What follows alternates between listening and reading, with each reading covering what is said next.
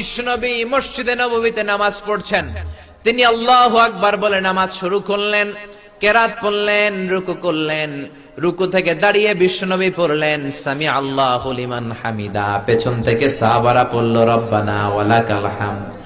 এক সাহাবী বাড়িয়ে অতিরিক্ত পড়লেন হামদান কাসীরান তাইয়িবান মুবারাকান ফি, ফিসফিসি আওয়াজে পড়ার কারণে বিশ্বনবীর কানে এটা চলে এসেছে। নামাজের পর বিশ্বনবী বললেন, আমি রুকু থেকে দাঁড়িয়ে পড়েছি সামি আল্লাহু লিমান হামিদা, তোমরা পড়ার কথা ছিল শুধু রব্বানা ওয়ালাকাল হামদ, কে যেন একজন ফিসফিস আওয়াজে পড়েছো হামদান কাসীরান তাইয়িবান মুবারাকান ফি। কে পড়েছো? দাঁড়াও। কোন সাহাবী দাঁড়ায় না, ভয়ে।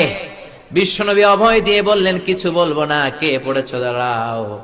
এক সাহাবী দাঁড়িয়ে বললেন, ও নবী আমি পড়েছি। বিশ্বনবী বললেন, এটা তো আমি শিখাই নাই, কই পাইলা, কেন পড়ছো? সাহাবী বলে, নবী গো, আল্লাহর তাসবিহ অল্প পড়লে আমার পোষায় না, এই জন্য আমি একটু বাড়িয়ে পড়েছি। আল্লাহু আকবার।